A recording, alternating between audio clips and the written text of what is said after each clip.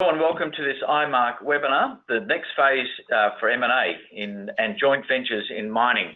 I'm Richard Morrow, Equity Partner at Value Whole Stockbrokers in Melbourne, Australia, and Chairman of the Melbourne Mining Club. And I'll be moderating today's discussions.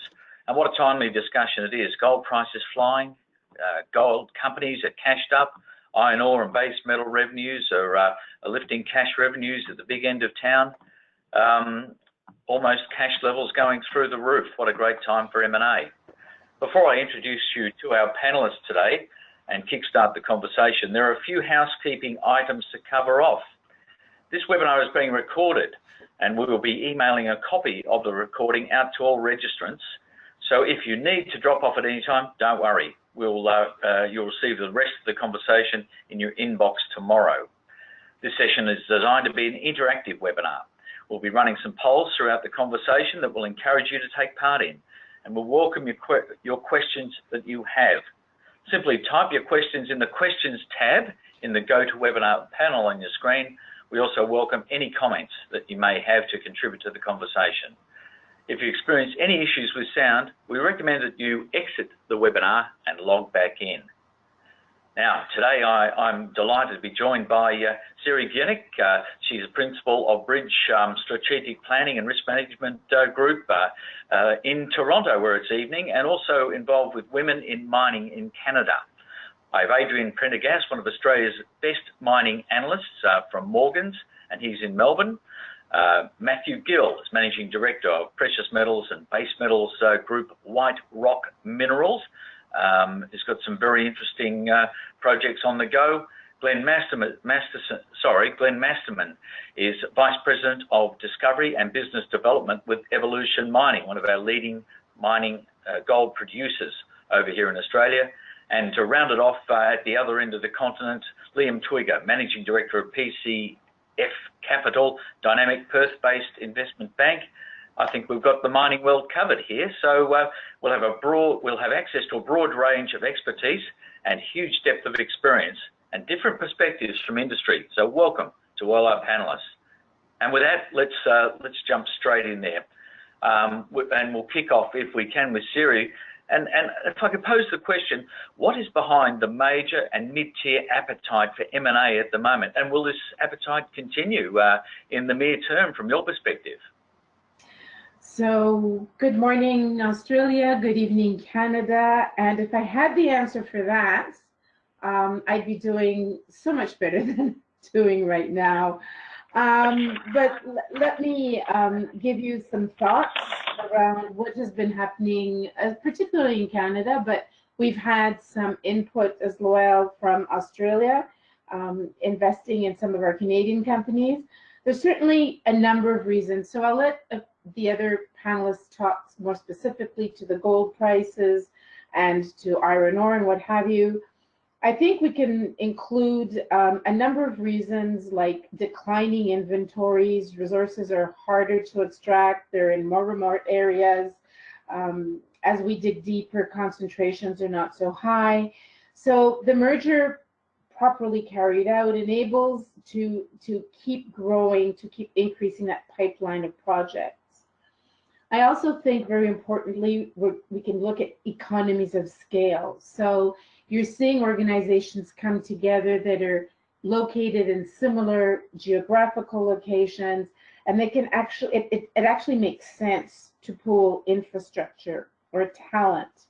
And that also helps feed increased innovation and improved technology. So I'm thinking particularly of Barrick and Newmont, who had a love-hate relationship relatively recently, but certainly resolved it beautifully, in our opinion, in the industry's opinion, certainly in North America, by creating this joint venture, which is a huge gold property, and they must be really happy right now. I think there's also, in spite of the gold prices, many of our mergers and acquisitions have actually started a while back. So again, if we think of Newmont and Goldcorp, Barrick and Randgold, St. Barbara and Atlantic Gold, Newcrest and Imperial, these have actually been thought of 12 to 18 months back. So while the gold price is really great right now, there has been a considerable amount of planning And it's because I believe we're now shifting to a mining world that looks at the mid to long term and no longer just the right of way. So these mergers bring together the opportunity for economies of scale and help jump to that next phase for innovation and technology, where you can really focus on improved productivity and making sure that the operational costs are reduced by using some of the future, the technology, the innovation. So, and I think just as a last quick comment, those sort of pesky activist shareholders that are out there nibbling at our ankles are also probably a very good reason. So some thoughts from here in Canada. Oh, thank you, Siri. Adrian, Australians seem to be taking a leading role in some of this M&A. How are you seeing things? Yeah, absolutely. Especially in the gold space, as Siri touched on, it's a very similar theme here in Australia, and really been driven by obviously the strength in the gold price, further supported by weakness in the Australian dollar, and really that's given a lot of ammunition for the gold industry and precious metal industry more broadly to pursue company growing acquisitions and joint ventures, because the investment community globally, from the way I see it, is faced with this environment now or long-term environment of low growth, low yield, high risk type world, and it's really pushing a lot of positive investor support into things like precious metals that can really be a store of value that you might have more confidence in. So yeah, so gold certainly on fire, and for good reason, and with that, the opportunity for a lot of small and mid-sized companies to then either get moving on assets they've held for a while, or certainly start to add some scale through acquisition. From the major miners outside of gold, it's been much more subdued on the whole at the big end of town with BHP and Rio. So from their perspective, I think both still have very strong memories of the last cycle where both big miners laid in, transformational acquisitions that, with Rio with Alcan and Riversdale, BHP with its foray into shale, which obviously, a lot of criticism has been given to both acquisitions, but really it was timing and price that killed both in terms of value. So that the failings of the last cycle are still very much imprinted on their capital discipline. So we're expecting more activity outside of gold in the more mid-tiers, so South32 and Fortescue types, who have these nice recovering or rising earnings profiles, as you mentioned, Richard, and really a mandate to layer in some more growth. Oh, that's certainly we're seeing that. Matthew, you've done one of the more innovative deals, bringing Sandfire into your Alaskan project. But how are you seeing things from being a junior with a very promising asset and seeing that rising gold price? Yeah, look, hi Richard, hi audience. Look, it's a good question. We're at the small end of town with a market cap of around 13 million, and I'm sure Liam and others will touch on the challenges for the junior end. But I think there is a nice symbiotic potential relationship between mid-tiers and majors and the juniors. But it's certainly hard in the junior space. There's no question that the producers are making hay and half their luck. And it's hard when you're on the sidelines with great assets, but you're not yet enjoying the rewards of that revenue win and how you move projects forward. And that's, I guess, the plight of a lot of juniors, is how do you cross that development gap to enjoy being a producer? And I think that's, a core part of maybe this webinar today. So, look, I see a lot of opportunity. It's the interesting term, the trickle-down effect. If you think that the producers are now fully valued and the investors looking for that next win, the undervalued, then I would hope that they start to turn their attention and their investment thoughts to you know, the mid-tiers and the smaller end. But it does take time, and so I guess there's a patience level required. It's also a bit frustrating, but I think in there is also a great opportunity. Thanks there, Matty. Glenn, I'd like to bring you in here. You know, you Evolution, one of the more successful producers in Australia, and you dealt early in the acquisition market and receiving the benefit from that.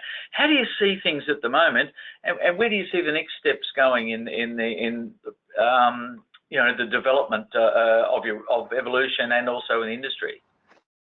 Thanks, Richard, and good morning, everyone. I think that from an Evolution point of view, there's a bit of an overlay that I can share, which is sort of underpinned how we've looked at M&A over the last several years. And if you look back to 2015 and 2016, a couple of years where we first acquired the Cow mining operation near West Wyalong in New South Wales, and then subsequently the economic interest in Ernest Henry in Queensland. Those deals were done, you know, in a counter-cyclical way. So we were dealing in an environment where where both companies, Barrick and Glencore, there was distress in new balance sheets, and those opportunities were available at the time for Evolution. And it was a big step and a big risk for Evolution, but at the same time, it's starting to pay off as we start to really unlock the value as we've seen that's happening at Cow. I think you know, we're always looking, but if you sort of look back at our last acquisition was in 2016 with Ernest Henry, so it's almost 3 years now since that has happened. And so one of the overlays is that we remain patient. We are looking for, you know, really the right deal for Evolution, and there's a couple of parameters that we apply, which is it needs to improve the quality of the portfolio. The deal needs to be logical. That is, you know, our shareholders need to be able to understand it and say to us, yep, that makes sense. The deal needs to be value accretive, and it also needs to be opportunistic. And so they're the types of, I guess, parameters that we apply when we're searching in the space. I think at the moment, one of the things we're really focused on at Evolution is on organic growth, and that's reinvesting returns back into the business as well as returning them to shareholders. And the other piece, really speaking to what Matthew was mentioning a little earlier, was we're looking very hard in the early stage JV space at the moment, because as Matthew mentioned, that end of the market is still having trouble attracting capital into really good projects. We see value in sort of adding high quality projects to our portfolio at that end of the mining cycle. Oh, thank you, Glenn. Liam, you're really at the epicenter of the Australian mining industry over there, and are you seeing a sort of a two-tiered situation over there, where you've got these cashed up producers, and then maybe things are not so good for the smaller end of the market? Hi, Richard, and hello, everyone. Yeah, definitely. And I think starting that conversation with Siri, talking about Randgold and Barrick coming together, sort of a nil premium merger, that was a great signal to the market. But if you read about what Mark Bristow was saying, they were bringing those two companies together to become more relevant and a bigger investment target for a lot of the bigger funds. And if it's Randgold and Barrick, that's, two of our biggest companies coming together, they're coming together to become more relevant. What does that say for the rest of the market? And what does it say to the juniors? And we've certainly got a two-tier or, a two-speed economy. I've just come back from the Diggers Conference, and certainly those that are at, the Northern Stars and Evolution and Saracens, St. Barbara's and Regis over here, they can almost do no wrong, and they've got great valuations. But if you drop below that, it's terrible. I mean, a barometer for risk in the Australian market is probably the number of exploration IPOs. And generally, in the good days, we'd have 30 IPOs a year, a lot of those coming out of Western Australia, people raising $5 million for an exploration fund. Well, this year we've had 2. Last year we might have had 1. And I think in Canada, they may have only had 1. I mean, there is no appetite for risk. It's probably who would have expected Aussie gold to be at a record high and juniors can't raise a dime? And it's very, very difficult, and it's a survival exercise for a lot of juniors at the moment. And I think people looking at the capital structure and other alternative means of funding to get juniors up, because raising equity through the traditional means isn't working. And it's the demise of the active fund manager, the takeover of the ETFs and the passive fund managers, you know, who work on algorithms. And just one, if I can give one example, Richard, then I'll pass it back to you. But it was, you know, if you saw Silver Lake and Dore come together earlier on this year. Silver Lake had a 300 mil market cap, Dore 150 mil market cap. They sort of came together. It was a nil premium deal. So it was $450 million combined value. Within 3 or 4 months of that deal happening, the 2 entities had a value of $1.2 billion. It was like 3-time uplift, and it was really just to get onto the ASX 300 index and then the funds and the ETFs that would have to buy you. So it's an incredible updraft if you can get relevant and big enough to make it. But if you're on the other side of that, you may as well be on the far side of the moon. And it's now coming up with mechanisms to deal with the 300 juniors around the world with a 1 million ounce resource valued at $30 an ounce, and just are stuck. They can't get enough money to take their projects forward. So it's a very challenging time, and certainly not one without opportunity. Yes, the effect or the impact of the ETFs and their style of investment is certainly one that I think I might ask Siri about, bearing in mind the big ones are all in her part of the world. But and also we remember back to how the rebalancing of the GDXJ caused incredible dislocation in the gold market all around the world. But Siri, before we go to you, we've one of the features of today are polls, and we've got one that we'll be putting to you, to our audience today. Basically, what do we think is the most interesting deal done so far in 2019? And we're just opening the poll now. If you're on the screen, you'll see the red box there. I'd be really interested in your feedback on that one. So off you go to the poll, give us your thoughts. Thank you for that. And now, if I can go to Siri again, just about that situation of the ETFs, and also if I could ask you, how does it feel to see all these sort of hairy-chested Australians coming over and buying up assets over there in Canada?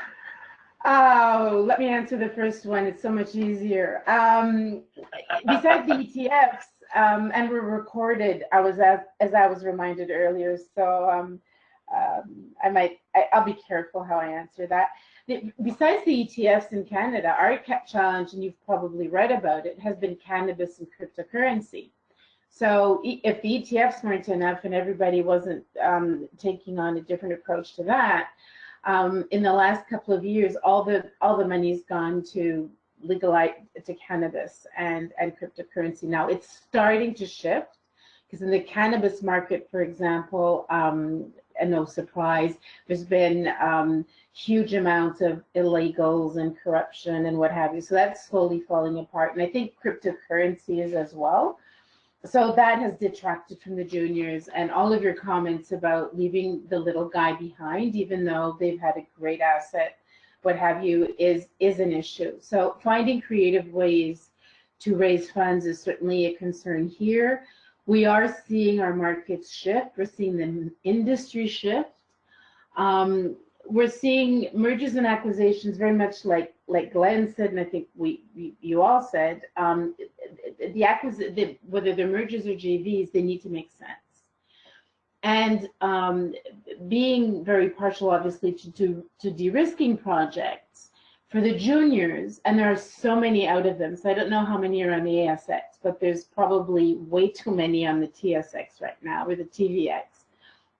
The juniors have to become a little bit more structured and rigid. It's not just about the quality of the asset. It's not just about good financial performance. I mean, that's the basis.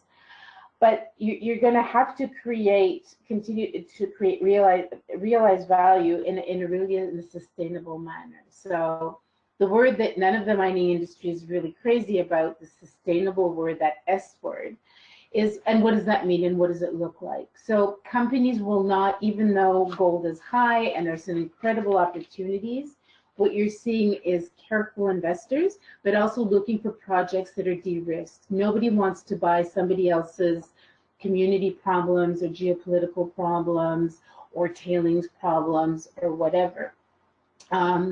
That being said, Newcrest did a beautiful job with Imperial Metals, and I'll just do that and then jump to your hairy-chested men question.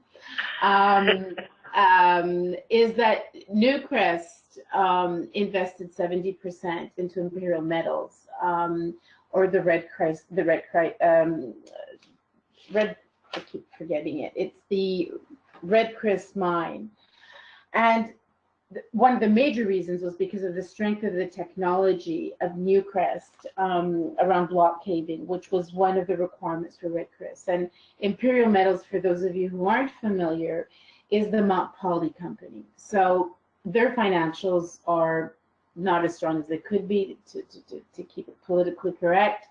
And this injection of capital has come and really, really helped. So not only the cash, but also putting the company back to where it's hoping to be, and it still has a 30% interest. So those are some of the kinds of strategies you're starting to see. People are being very careful at what they're buying. They're really doing a due diligence, way more than you would have a couple of years ago for the juniors. But they're also seeing opportunities where others may see challenges. And so to answer the question of having Australians come to Canada, I will be absolutely honest, Canadians are absolutely delighted, and it's not me being nice. I don't think I've seen a better or nicer deal in all the senses than St. Barbara and Atlantic Gold, and I know both relatively well. I was teaching up in for those of you who don't know, Atlantic Gold is in Nova Scotia. It is, although the head office is in Vancouver, so one of our quirks in Canada. A beautiful project run by an incredible woman, Maryse Bélanger. And St. Barbara just, in my opinion, did all the right things. They communicated well and transparently, respecting all the sensitivities and confidentialities. But Nova Scotia, which is having their own set of challenges from the mining world, St. Barbara just did it elegantly, professionally, were transparent, spent a lot of time coming to Canada, meeting people, understanding the landscape, understanding the challenges, the communities, the government, and building the relationships. So beyond the mine, and there are opportunities, and so we're as Canadians, are really pleased. There have been some. Yeah, sorry. Well, St. Barbara boss Bob Bessie is well known as one of the great gentlemen of the mining industry over here. So I think there's a lot of listeners will be pleased to hear that. And thank you for everyone coming in on the poll results here. It's come in very interesting. They seem to like the Barrick and Newmont deal as the number one so far. But there's a couple of people ticked other. So any other deals, welcome for your feedback and welcome for your questions. I'd like to pick up on something that with Adrian, something that Siri just said about currency. I know when modelling, Adrian, I mean, currency's been such a important part in the rejuvenation of the Australian mining industry, in particular the precious metals. I mean, that Aussie dollar gold price going to record highs. I think it's 2,200 and change at the moment. is just been like manna. How's your feeling about that? Yeah, absolutely, and it's really a two-way win or a double win for the industry, because a lot of the operating costs and capital costs are often in Australian dollars. So if you've got entirely US dollar denominated earnings, which is strengthening anyway, and then you're repatriating dollars to spend on your operating and capital costs, then really it's disproportionately benefiting your business. So currency has been a huge tailwind for the industry, and it's something that really is hard to fathom reversing aggressively from here. And so it's, you know, it even helps to I guess bolster the value of existing mines in the fact that a lot of them, or nearly all of them, have been designed on relatively conservative currency and gold and silver price assumptions, which are now moving north. So you may even get a source of growth without drilling a single hole, just from the fact that these deposits are increasingly economic. Yeah, that's a very important point. You know, what was totally uneconomic 5-10 years ago is now looking like a bonanza, isn't it? In that respect. Yeah, absolutely, and really on the back of that as well is the absence of real exploration activity we've had because of the issues touched on by the other panelists, and that is that small caps, even in the gold space, have been relatively starved of capital. So at the very small end of town in the industry, usually the larger end would rely on exploration success there to identify prospects, and then they may come in typically with their balance sheets to support development. We just haven't had that. So I think just the increase in gold price and fall in Australian dollar is helping to plug some of that gap and helping the industry to continue to grow organically, and then obviously increasing the appeal of M&A and additional joint ventures. Oh, thanks. That's a very vital point there in that regard. And Matt, I'd like to pick up on something also that Siri mentioned, and it's something that keeps coming up, is this idea about de-risking and how that adds value to a project that's being, say, offered for joint venture, or de-risking as a strategy that a company takes on itself, either in further drilling or moving to that PFS type stage. You went through all this process. What's your thoughts there? Yeah, thanks, Richard. Look, it's a good question. I mean, I'm a mining engineer, so look at it from, the process of, drilling the geology feasibility studies is a discipline and needs to be disciplined. And so I can understand whether it's an investor or a mid-tier or a major looking at a project and, risk. And risk has many different forms, whether it's geological risk, and grade in particular, whether it's approvals risk, whether it's construction risk. Overlaying that is the expectations of shareholders, the market that you're operating in at the time, and the capital that you inevitably have to pay back in some form or another. So I guess from if I just talk from a White Rock point of view, we've got two projects. We've got an advanced gold and silver project in northern New South Wales. Now, it is de-risked in a lot of ways. It's had past mining. You walk onto ore, the two gold pits are pre-stripped. It's on a mining lease, it's got a tails dam. So a lot of that technical risk is gone, but there is an approvals perception, and perception is people's view of risk as well. And even though it would be a project of state significance, people see that as a risk. The frustration, of course, is you get through that, and this project on current gold prices has a payback of a year, an internal rate of return of 70%, spits out 20 million in free cash a year, fantastic metrics, but you've got this valley to cross. So that's a risk that a lot of people see. And I think then as a junior, you've got to look at innovative ways of crossing that. And as Liam touched on, you know, equity, certainly if your retail space doesn't really, you know, find that particularly interesting. So we actually, so White Rock's, you know, being quite innovative on that front. We have a term sheet for a gold prepaid facility with a private equity group out of New York. Now, we did that 3 years ago when these gold prepaids were quite new and quite novel. And while it's conditional on a lot of, you know, conditions precedent to that, it's one way of trying to bridge that that funding gap.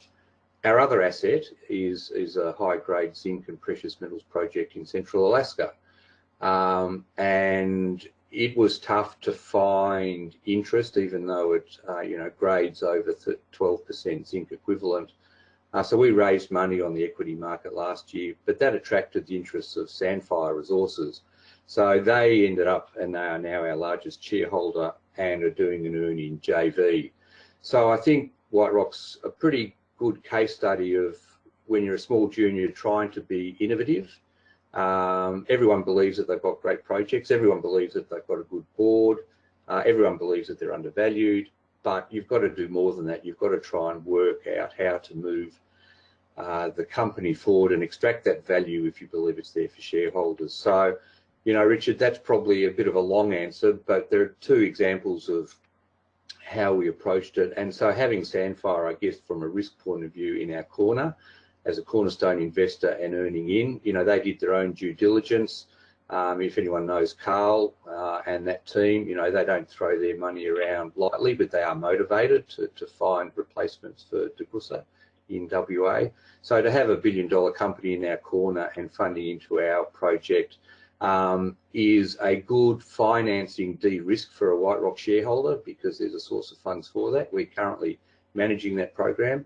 And I've got to say, our experiences in Alaska from an approvals point of view have been brilliant. And I'm sure Northern Star are also enjoying that, having recently acquired the Pogo mine there off Sumitomo. So yeah, risk in many forms, Richard, and it's how you deal with each on its own merits.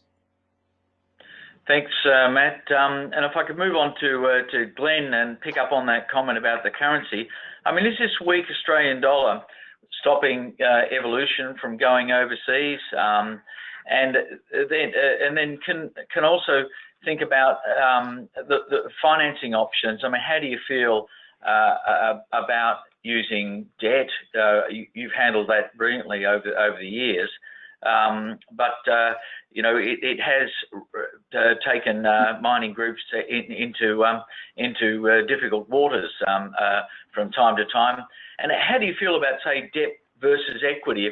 Sorry, it's a bit of a lot to throw at you, but I'm really interested in that currency idea as to where that'll start targeting you. Richard, I think I'll answer the first question.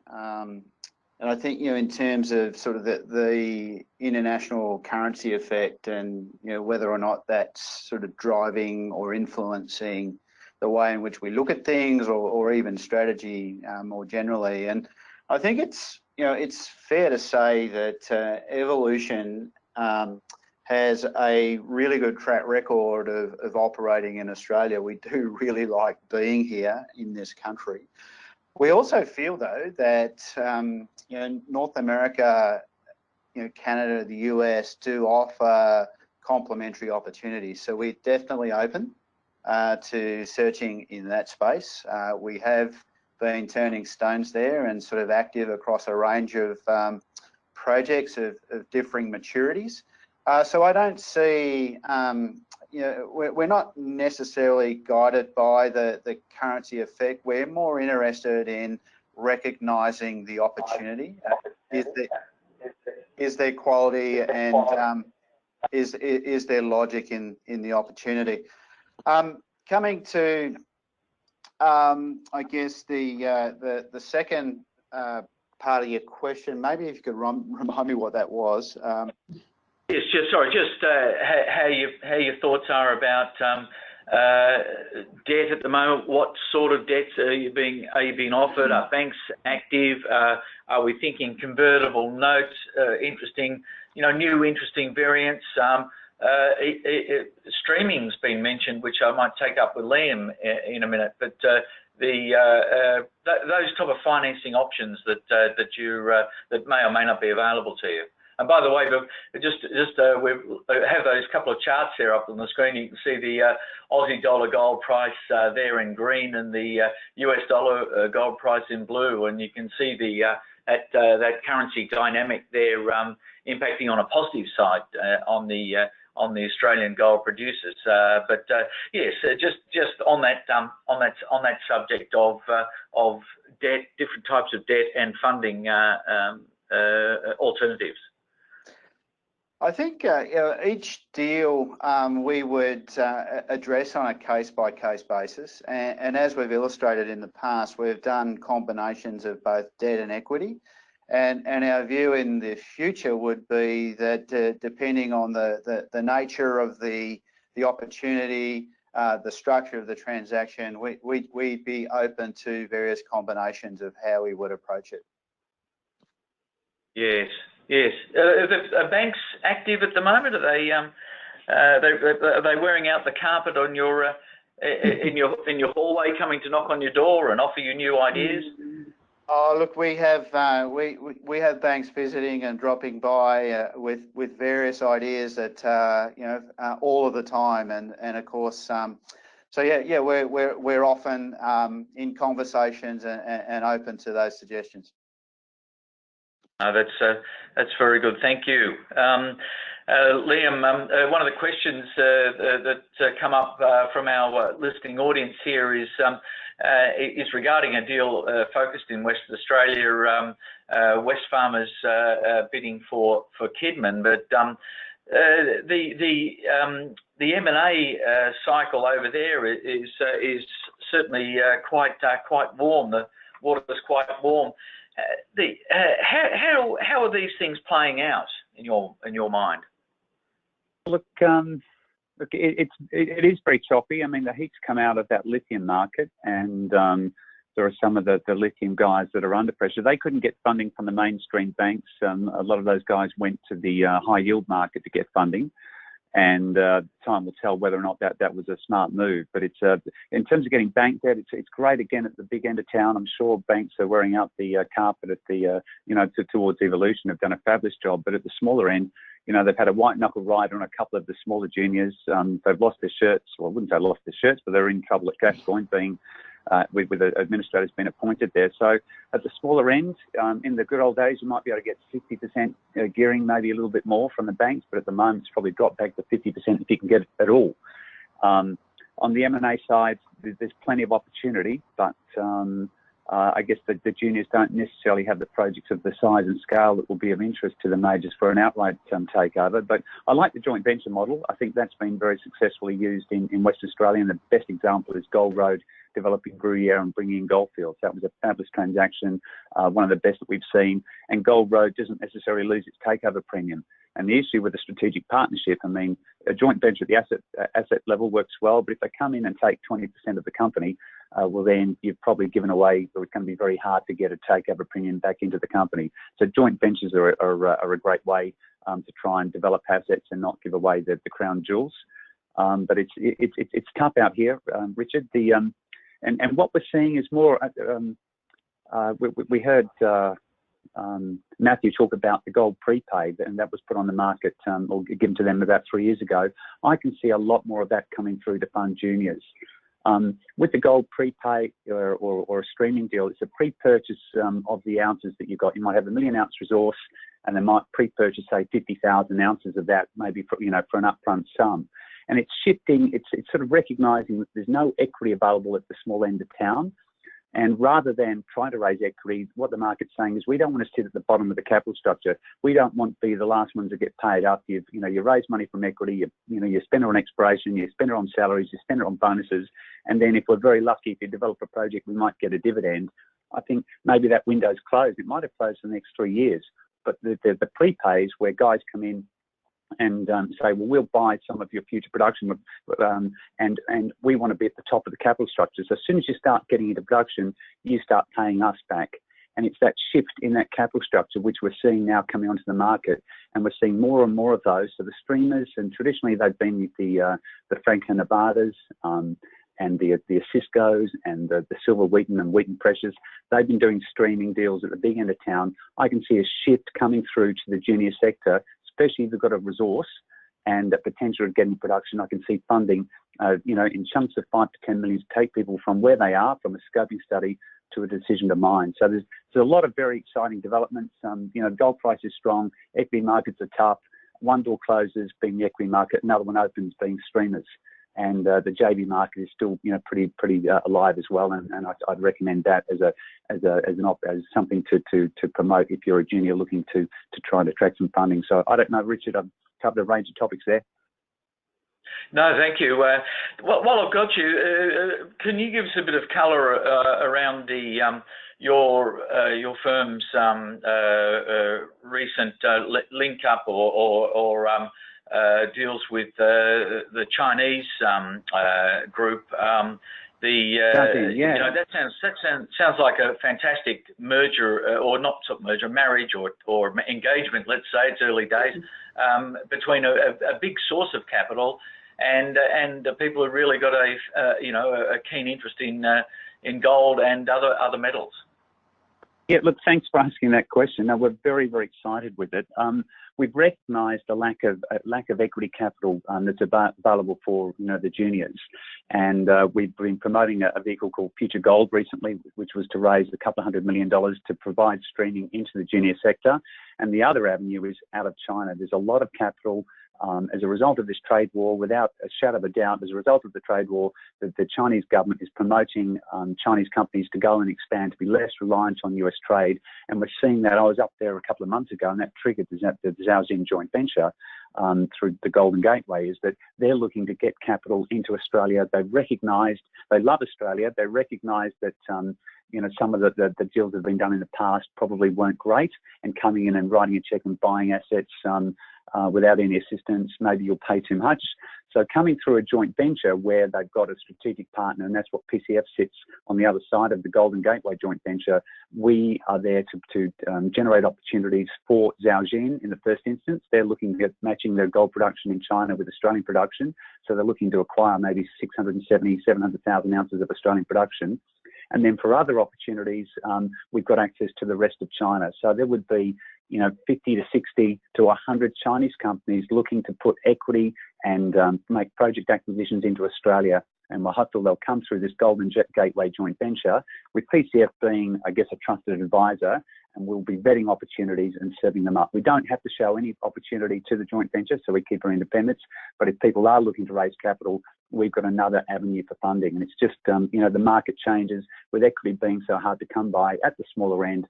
We can see streaming and prepayments working, and we can see this joint venture coming out of Asia with potentially billions of dollars coming through that gateway. So we're hopeful it will add some light to the market. Well, you can certainly feel that, can't you? I know with the Melbourne Mining Club, we've recently signed a memorandum of understanding with the China Global Mining Association of China, based in Beijing, and they're very keen. And we had China Molly speaking at our most recent event. So there's a lot that could happen in that space. Now, we might move along to our next audience poll here. We're going to ask you to put on your crystal ball and have a guess at where you think the gold price might be in US dollars at the end of this calendar year. Let's see what we can. People are expecting as a Christmas present for the yellow metal. Siri, if I could go back to you, and thank you for being there. Some of the most successful fund managers in the mining space, and in particular in precious metals, are based in your part of the world. I mean, the market might be a bit dull and a bit drab, and there in terms of the mining and exploration stocks, but the fund managers are good. Are in rare, names like Sprott, for example, and they've had great success out here with Kirkland Lake. But have you got any feeling for where they're looking in terms geographically? What sort of commodities are they most excited by?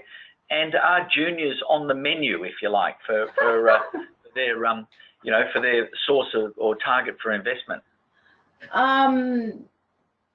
Not sure I can answer all of that, but let me give it a try. So Sprott and fund managers like Sprott are definitely out there looking. The same way that Australia is looking into Canada. Canada and Australia have similar.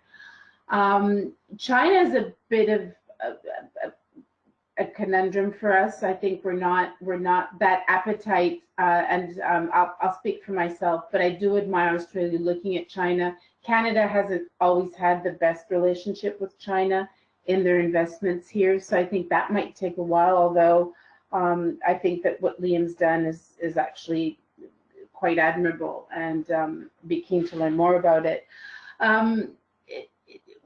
Juniors are always on the menu, so to speak, but it's your appetite again for, so obviously my favorite word being risk, is do you want to swallow, at what price does the junior want to be bought at or sold at? And what are you going to do with it? I mean, not all juniors are worthy of our acquisition targets. And so I think Sprott is, they are, and the fund managers in general, I was just talking about Sprott to somebody else earlier, so it's coincidence, but there's certainly interest, and there's certainly appetite, and there's certainly a will to go abroad, but they're also very careful. I mean, we talk a lot about cobalt, for example, which we haven't talked about today yet, or even tin or zinc, and so careful as to what they're doing. And lithium is certainly something that people are starting to pull back from. Just an overcapacity. What do we do about copper? So I would say that they're hungry, but for the right kind of food. And so juniors are on the menu, but they have to be, for the mid and long term, they have to make sense. Back to that comment. Instant gratification is slowly disappearing in our industry, which I think is a good thing personally. But we're looking to the midterm and to the long term. So that as well. So what's going to bring value? What's going to make sense over more than the next 3 to 6 months, to the next 2 or 3 quarters? So I'm not sure that's the clearest of answers, but I hope it helps a bit. No, it's very interesting how you see things from that side of the globe, and I guess that sort of harks back to probably one of the main themes of this webinar, and something that I might take up with you, Adrian, if I can. And we saw with BHP's result yesterday. I know it's not a junior or mid-sized company, but they paid out more than 70% of their profit this year in terms of dividend. So that's what they're thinking at the big end of town is the best thing to do with capital. Just from putting your analytical hat on there, where do you think our mid-size and junior companies get their best bang for the buck? Is it in their own exploration, or should they look out and buy something, or should they perhaps seed experienced explorationalists to get? Have you got some sort of rough feeling on how you'd like to see that map out? Yeah, absolutely. And I think you have to, a point of theory on the Canadian fund managers is also true for BHP and Rio in that you have to be in the space that they're looking at. And also comments from some of the other guys before just about you also have to have scale that's relevant to them. So, I mean, to have a relevant scale in a major commodity like copper that's undeveloped is obviously going to be extremely difficult for the junior end, and that certainly doesn't mean that we can't have a big discovery. But yeah, so you sort of have to fall into a space where they're moving maybe in terms of new growth avenues, and there certainly are. I'm starting to see some of that appear, especially around core themes in electrification. So the key difference at BHP and Rio is obviously which you touched on, is that they're paying big yields because now they have the replenished cash flow. So BHP, I mean, free cash flow in FY19 of US $10 billion, which is 35% above the capex in the year. So they've got a huge amount of disposable cash or capital on the balance sheet that they don't yet need. Now, they might be really disciplined right at this moment in where they're willing to deploy that, but post downturn recovery, so since the start of 2016, when earnings started to rise for the big miners, really is that the longer we see those earnings grow and the further we get from the pain they felt last cycle, I just feel like the greater the incentive to lose some of that capital discipline might appear. And really behind that, other than big earnings, is the fact that they've both layered back in strategy teams and global ventures teams in the case of Rio, who are pitching the boards all the time on new investment ideas. So, maybe lithium's moving backwards, but certainly if you're in another opaque market that, like cobalt or any of the other minor metals that have, huge applications in battery minerals or any of the, that new growth market in energy, I think that's where we could start to see them appear. So, Wesfarmers did bid for Kidman, but I mean, that's the kind of target I would expect maybe some of the other big miners might have interest in, and really, good dividend profiles or aggressive dividend growth profiles are great as a short-term compensation to investors who are maybe not getting great yields from their fixed interests and other investments outside equities. But it really doesn't solve the long-term answer of these are finite reserves across their tier one assets that may be decades long, but at some point they need to start to fill what they're depleting or pivot into new markets. Yeah, no, that's it. Yeah. Look, we're getting up to the top of the hour here, and I want to go to Glenn. But before I do, our poll here shows our listeners are not all that bullish, but 55% of them think that gold will be 1,600 by the end of 2019. Come on, we can do better than that, can't we? Mm-hmm. And speaking of gold, Glenn, if I could come back to you, Evolution did one of the better deals, I think, over the last couple of years with Ernst Henry. Didn't necessarily, it's not specifically a gold company, but would Evolution or do you think look outside precious metals in terms of future, or is we are sticking to our knitting there for yourself? Richard, I think that's a very good point that you last made, which is we're very focused on just sticking to our knitting. We are definitely open to other types of, I guess, financially engineered arrangements such as Ernest Henry, and I think that so long as our exposure to gold is maximised, then we would look at those concepts going forward in the future. We do like copper, but we're recognised as a precious metals company, and certainly into the future, that's the way in which we see our business continuing to develop. Thank you. And Liam, as we're getting to the top of the hour here, where are you seeing the sort of investor and corporate heat going? Is it pure gold? Is it gold copper in the west over there? Where are you? Where do you think it's that the spotlight is starting to head towards? Well, it's mainly gold actually, and there's some iron ore projects which also might get up that can jump onto other people's capital that's been sunk, but gold would be primarily the one. I think there's going to be a lot more M&A coming through, and just for the record, I think gold's going through the roof. I don't think you can get a better market or a better environment with every economy around the world trying to depreciate their currency to make their economy stronger. You could not, interest rates at 0 or negative. I think gold goes to 3,000. So I'll just put it out there. Thanks, Richard. That's what we like to hear. You know, so you're definitely right about the race to the bottom mentality there on currencies in order to stimulate economies, and we saw a bit of it after, or a lot of it, I should say, after the GFC, and maybe we've got similar conditions now that actually drove gold to $1,900 US.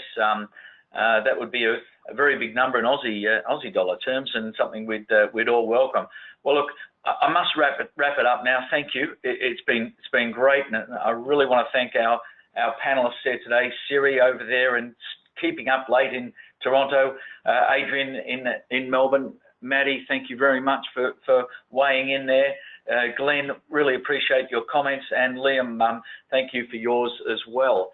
And look, this is just a taste of the conversations we'll be having at this year's IMARC, which takes place in Melbourne on October 29 to 31.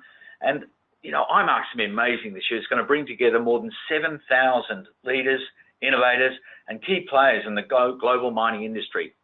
Look, we'll be discussing M&A there and joint ventures in mining, and there's a chance to do your own joint ventures. There'll be so many people and projects in those magnificent facilities we've got here in Melbourne. And the investment conference, of course, will spread across 3 days, and all of our panelists here today will be taking part in IMARC this year, and I'm looking forward to catching up in person. We're offering everyone who attended this webinar a 15% discount off their registrations for the conference. Simply register online and use the code MAWEB. I'll repeat that, MAWEB. In the meantime, if you want to revisit this discussion, we'll be publishing this record, and I apologise for that, someone's drilling in the background. We'll be publishing this record on Mining Beacon, which is the official content site of IMARC.